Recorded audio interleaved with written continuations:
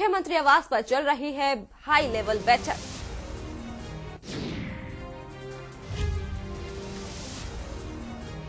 बैठक में सीएम के अलावा संगठन मंत्री सुनील बंसल भी मौजूद हैं। वहीं दोनों डिप्टी सीएम प्रदेश अध्यक्ष स्वतंत्र देव सिंह मौजूद थे। वहीं जिला पंचायत अध्यक्ष और ब्लॉक प्रमुख के चुनाव को बड़ी बैठक देखने को मिली है। बड़ी खबर आपको दिखा रहे हैं, जहां मुख्यमंत्री आवास पर ये बैठक हुई।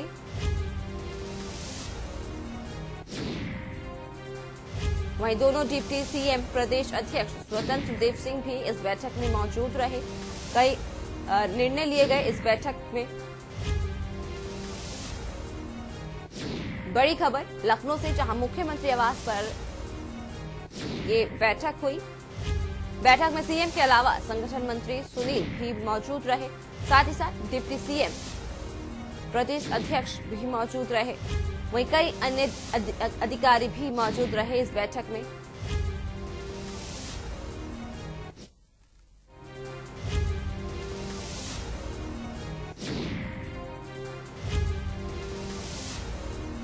इसी खबर के साथ ज्यादा जानकारी के लिए लखनऊ से उमेश जुड़ चुके हैं, वहीं दिल्ली से चंदन जुड़ चुके हैं। चंदन से जानना चाहेंगे, चंदन, जिस तरीके से ये बैठक हुई, क्या पूरी जानकारी है आपके पास?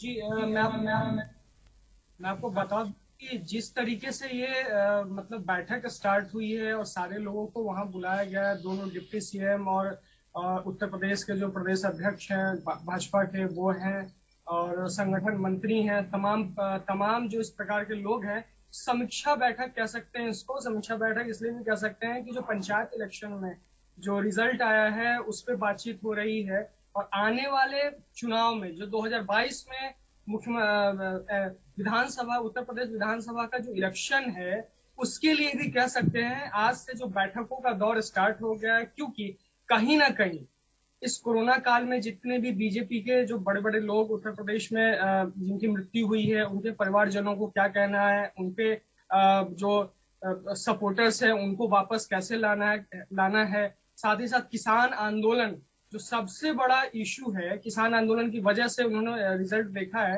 कि पंचायत इलेक्शन में उन्हें हार का खामियाजा भुगतना पड़ा। काफी कम सीट्स आई हैं, और जहां भी जीते भी हैं वहां पे वोट का परसेंटेज काफी कम रहा है। तो यही 3-4 मुद्दों पे आज बैठक हो रही है, और यही बैठक का जो मुद्दा होगा, इसी इशू पे ये लोग काम करेंगे अगले 6-8 महीनों तक। और कहीं ना कहीं थोड़ी बहुत बदलाव हो सकती है, क्योंकि यही जो मुद्दा मेन जो किसान आंदोलन है, और जो इस कोरोना काल में बीजेपी के लोग जो मरे हैं, मृत्यु को प्राप्त हुए हैं, उनके सपोर्टर्स को कैसे मनाया जाए।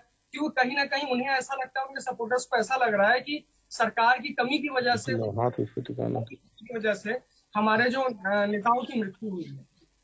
जी, उमेश से जानना चाहेंगे। उमेश, जिस तरीके से ये मुख्यमंत्री आवास पर हाई लेवल की ये बैठक संपन्न हुई है, इस पर जानकारी आपके पास क्या है?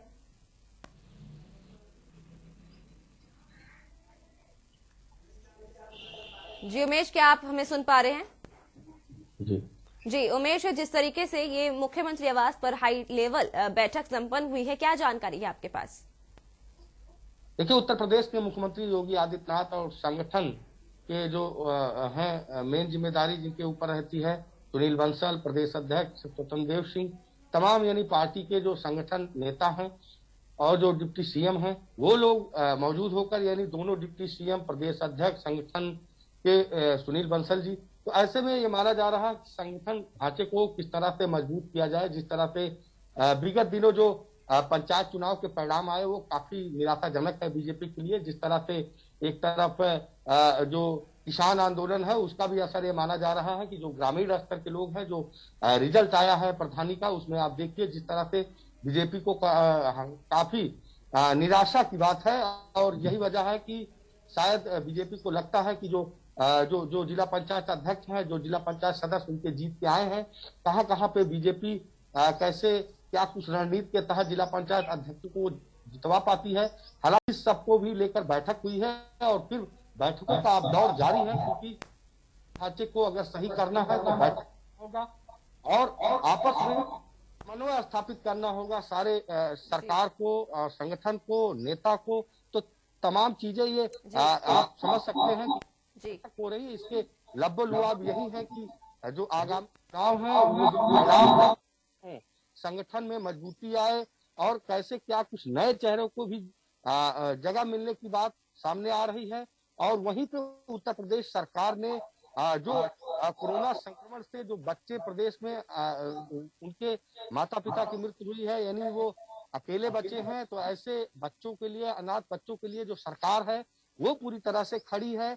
जो केयर टेकर होगा उसको 4,000 रुपए प्रतिमाह सरकार देगी। साथ ही साथ जो बच्चे हैं, साथित हैं, जो उनकी सरकार जवाबदेही अपने ऊपर लेगी और कहीं कहीं उनको जो बाल गृह है सुधा वहां भेजकर उनको वहां पे उनकी पढ़ाई लिखाई, यानी सरकार पूरी तरह से जिम्मा लेगी। जो बच्चे इस अगर कोरोना संकट में उनके परिवार के सदस्य नहीं रहे हैं तो ऐसे बच्चों को भी देख रेख बीजेपी सरकार करेगी। इस तरह के फैसले लिए गए हैं।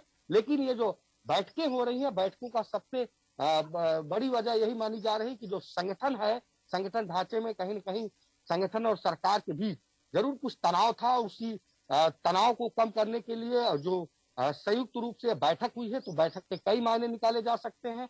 हालांकि जो सूत्र बताते हैं, जो शीर्ष नेतृत्व है, वो कहीं न कहीं यूपी में जो कार्यशैली है, जो काम है, उसको लेकर हालांकि थोड़ी नाराजगी की बात जरूर निकलकर सामने आ रही है। लेकिन अब ये आने वाला वक्त कुछ ही दिन में बताएगा कि आखिर क्या कुछ ये जो बैठकें हो रही थी, चाहे केंद्र में भी बैठक हुई हो, वहां बुलाकर दिल्ली में बैठक की गई हो या उत्तर प्रदेश में की गई हो, इसके कई मायने हैं। और ये मायने भी पूरी तरह से दावे किए जा रहे हैं कि जो संभावित नए चेहरे हैं उनको पार्टी जिम्मेदारी दे सकती है, पार्टी उनका पूरी तरह से उपयोग कर सकती है। उनकी जो छवि है उस जनता तक पहुंचे और जो सरकार की नीतियां हैं, जो काम है, वो जन जन तक पहुंचे। शायद अब सरकार को लगता है कि जिस तरह से बहुत कम ही बचा है समय, 8-9 महीने का समय बचा है, फिर विधानसभा के इलेक्शन है, तो ऐसे में चिंता का विषय जरूर है कि जो प्रधानी में जो परिणाम आए हैं पंचायत चुनाव में, वो निराशाजनक है। तो ऐसे में पार्टी आला कमान भी यही चाहती है कि जो इलेक्शन है विधानसभा का, उसमें पार्टी का जो परफॉर्मेंस रहे वो अच्छा रहे। शायद यही वजह है कि संगठन ढांचे को लेकर और सरकार की जो नीतियां चलाई जा रही हैं वो आम जनमानस को फायदा पहुंचे, लाभ पहुंचे, उसको लेकर भी ये बैठक में ये सब मुद्दे बातचीत हुए। उमेश, हमारे साथ हमारे संवाददाता चंदन भी मौजूद है। चंदन से जानना चाहेंगे, चंदन, जिस तरीके से ये बैठक संपन्न हुई, क्या क्या नए फैसले लिए गए इस बैठक में, क्या नए आदेश जारी किए गए?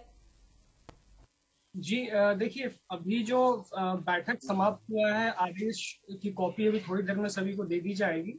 लेकिन मुख्य जो बात छन करके बाहर आ रही है वो यही है कि 2022 के इलेक्शन की ये बैठक थी और जो पंचायत इलेक्शन में बीजेपी के बहुत कम सीट्स हैं, बीजेपी काफी कम लोग, काफी कम उम्मीदवार जो जीत करके आए हैं, क्योंकि बीजेपी को, और सही बात है कि जो पंचायत इलेक्शन है असली वोटर्स ग्रामीण क्षेत्र में ही, अगर ग्रामीण क्षेत्र में बीजेपी पिछड़ जाती है तो इसके लिए काफी घातक होगा आने वाला 2022। और बीजेपी को ये भी डर लग रहा है कि ये जो किसान आंदोलन चल रहा है पिछले 6 महीने से, अभी 2-3 दिन पहले 6 महीने पूरे हुए हैं, और किस तरीके से वापस से राकेश टिकैत सरकार के ऊपर आक्रमणकारी हुए हैं, और जो कहीं ना कहीं बीजेपी को इसका डर जरूर सता रहा है कि किसान आंदोलन से हमें नुकसान जरूर होगा। अगर इसी नुकसान की भरपाई के लिए आज पहली बैठक की गई है, थोड़ी बहुत ये भी बात जो छन के बाहर आ रही थी कि कुछ न कुछ एक मिसकम्युनिकेशन हो रहा है संगठन और सरकार के बीच में, उस पर भी बातचीत की गई। लेकिन मुख्य रूप से जो बातचीत की गई है वो 2022 के इलेक्शन के लिए बातचीत की गई है। और जो गाँव में जो मतदाता है वो किस तरीके से वापस से अपने खेमे में लाया जाए, क्योंकि पंचायत इलेक्शन में जो रिजल्ट आया है बीजेपी के अगेंस्ट कह सकते हैं, बीजेपी के अगेंस्ट रिजल्ट है। और कहीं ना कहीं बीजेपी को, इस भाजपा को इस चीज से डर जरूर लग रहा है कि किसान आंदोलन की वजह से हमारा वोट बैंक खिसक ना रहा हो। और इसका जो ऐलान है वो स्वयं राकेश टिकैत ने कर दिया है। 22 में जो उत्तर प्रदेश में इलेक्शंस होंगे, किसान आंदोलन का असर वहां जरूर देखने को मिलेगा। थोड़ी देर के बाद जो भी बैठक संपन्न हुई है उसके बारे में सारी चीजें मीडिया कर्मियों को दे दी जाएंगी। तो उस वक्त सारी चीजें अवेलेबल हो जाएगी। जी जी, आप हमारे साथ जुड़े रहिए। इस वक्त बड़ी खबर आ रही है दिल्ली से, जहां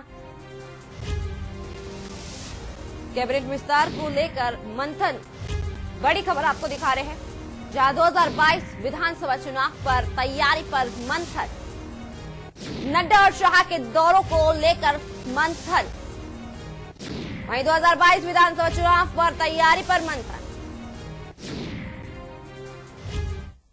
इस वक्त दिल्ली से बड़ी खबर आ रही है, जहां अनाथ बच्चों को पालेगा पीएम केयर फंड, वहीं मुफ्त शिक्षा, स्वास्थ्य बीमा और उच्च शिक्षा दी जाएगी। साथ ही साथ अनाथ बच्चों के लिए कर्ज की होगी व्यवस्था। बड़ी खबर दिल्ली से आपको दिखा रहे हैं, जहां मुफ्त शिक्षा, स्वास्थ्य बीमा और उच्च शिक्षा दी जाएगी। फ्री शिक्षा, हेल्थ बीमा, मासिक भत्ता और 10 लाख रुपए भी दिया जाएगा।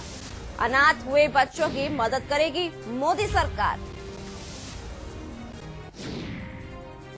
फ्री शिक्षा, हेल्थ बीमा, मासिक भत्ता और 10 लाख रुपए, साथ ही साथ अनाथ हुए बच्चों की मदद करेगी मोदी सरकार। बता दें कि अनाथ बच्चों के लिए पीएम केयर्स फॉर चिल्ड्रन योजना की गई है। दिल्ली से बड़ी खबर आपको दिखा रहे हैं, जहां अनाथ बच्चों को पालेगा पीएम केयर्स फंड। जो लोग कोरोना से मौत हो गई है, वहीं जिन बच्चों के माता पिता की मौत हो गई है कोरोना के चलते और वो अनाथ हो गए हैं, उनके लिए ये एक योजना बनाई है पीएम सरकार ने, मोदी सरकार ने, जिसमें 18 वर्ष से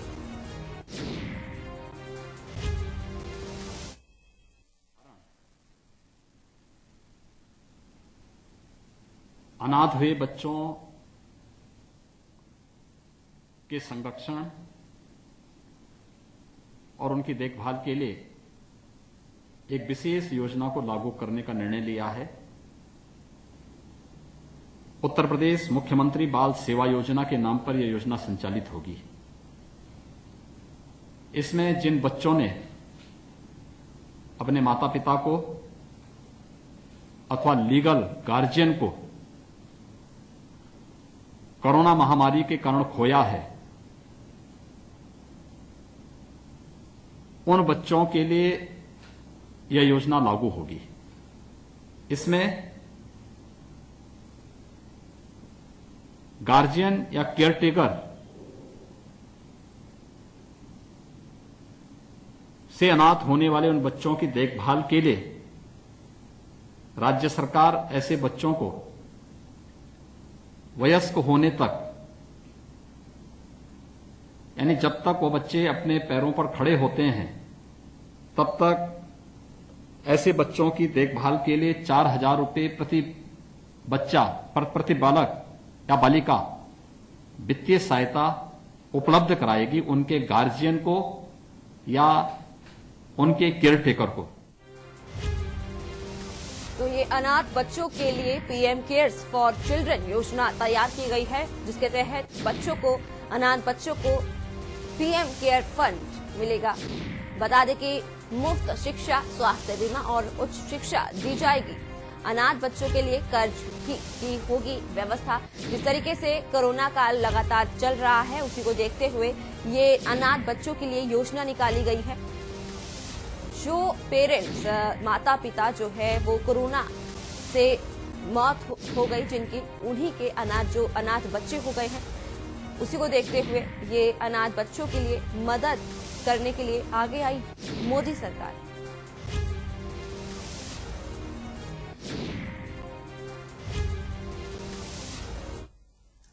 जिस तरीके से खबरें आ रही हैं कि जो अनाथ बच्चे हैं उनको मोदी सरकार जो है एक नया योजना लाई है, उनके लिए, अनाथ बच्चों के लिए शिक्षा मुफ्त दी जा रही है। इसी पर तमाम जानकारी हासिल करेंगे हमारे संवाददाताओं से, और भी तमाम जानकारी हासिल लेंगे, लेकिन उससे पहले एक छोटा सा ब्रेक। आप देख रहे हैं के न्यूज, खबरों का सारथी। ब्रेक के बाद स्वागत है, जहां दिल्ली से बड़ी खबर है, जहां पीएम सरकार, मोदी सरकार ने शनिवार को बड़ा ऐलान किया। अनाथ बच्चों को पीएम केयर फंड से मिलेगा मुफ्त शिक्षा, स्वास्थ्य बीमा और उच्च शिक्षा। वहीं अनाथ बच्चों के लिए कर्ज की होगी व्यवस्था। साथ ही साथ बताया जा रहा है कि फ्री शिक्षा, हेल्थ बीमा, मासिक भत्ता और 10 लाख रुपए भी दिए जाएंगे। बार बार बता रहे हैं कि जो 18 वर्ष होने पर मासिक भत्ता दिया जाएगा। साथ ही साथ फ्री शिक्षा, हेल्थ बीमा, मासिक भत्ता और 10 लाख रुपए दिया जाएगा। अनाथ बच्चों की मदद करेगी मोदी सरकार। जिस तरीके से कोरोना काल लगातार बढ़ता हुआ नजर आ रहा है, वहीं इसके चलते जो बच्चे अनाथ हो चुके हैं, जिनके माता पिता को कोरोना हुआ था और कोरोना के चलते उनकी मौत हो गई, उसी को देखते हुए जो बच्चे अनाथ हो गए हैं उनके लिए ये बीमा तैयार किया गया है। ये योजना तैयार की गई है जिसमें मुफ्त शिक्षा, स्वास्थ्य बीमा मिलेगा। साथ ही साथ 10 अनाथ बच्चों के लिए 10 लाख रुपए भी दिया जाएगा। इसी पर तमाम जानकारी के लिए हमारे साथ हमारे संवाददाता चंदन और उमेश मौजूद हैं। चंदन से जानना चाहेंगे, चंदन, जिस तरीके से ये मुआवजे की बात हो रही है, जो अनाथ बच्चे हो चुके हैं, जो कोरोना से पीड़ित माता पिता की मौत हो गई, वहीं जो बच्चे अनाथ हो गए हैं उनके लिए फ्री शिक्षा कर दी गई है, वहीं हेल्थ की सुविधा भी दी गई है और 10 लाख रुपए देने की भी बात की गई है। क्या पूरी जानकारी है आपके पास इसको लेकर? पॉइंट्स में मैं आपको समझा देना चाह रहा हूँ अब सभी दर्शकों को। 18 वर्ष तक के जो भी बच्चे हैं जिनके पेरेंट्स, गार्डियन या माता पिता इस कोरोना में जिनकी मौत हो गई है, उन्हें कुछ मासिक भत्ता दिया जाएगा। साथ ही साथ 18 वर्ष तक उन्हें 5 लाख रुपए तक का हेल्थ इंश्योरेंस प्रोवाइड किया जाएगा।